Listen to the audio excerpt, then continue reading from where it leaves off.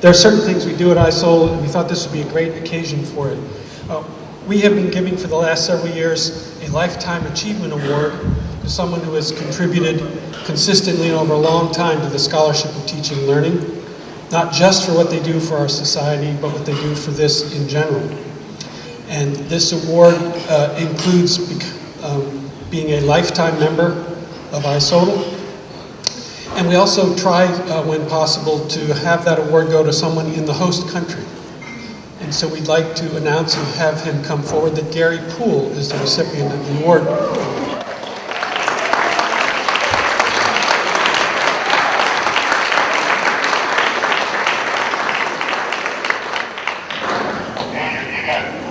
There's a great cliche, there is someone who needs no introduction, and especially in Canada, that's true. Gary's work, from my point of view, began very early when we had the very first meeting in Bloomington. The framing committee said, okay, this was great, who will do the next meeting?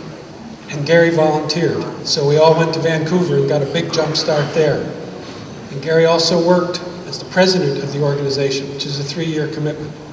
And he has now agreed to become editor of the new journal with Nancy Chick, the journal Teaching and Learning Inquiry.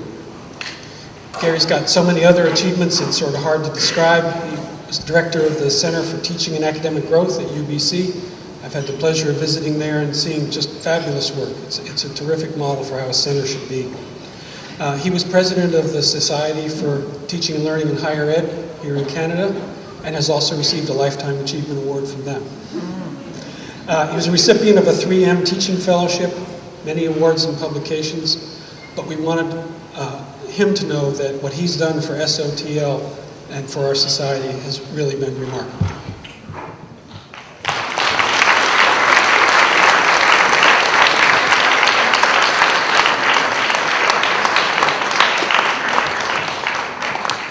And if I might, take this opportunity to also add to what Peter Smith said earlier. We would like to honor Sue Vyatsky. As you know, she died peacefully at the age of 46 a few weeks ago. She joined McMaster in the Department of Geography and Earth Sciences as a lecturer, and when she died was an associate professor. In 2010, she became the director of the Center for Leadership and Learning, and it was a position she embraced with tremendous enthusiasm all the way through until she died. She authored a lot of scholarly works on pedagogical innovation, evidence-based innovation, and she was always focused on supporting student success. Many people feel the McMaster community was her second family. She was a longtime member of the Society for Teaching and Learning in Higher Education, and representing her region in the STLAG Board of Directors. And this year she received the 3M Teaching Fellowship. Sue's leadership and commitment were evidenced in the way in which she took over this conference at a time when we really needed her help. And she and her colleagues at McMaster have done a fabulous job in every regard.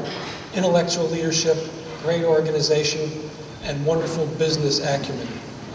It's set a very high bar for how these things should be done.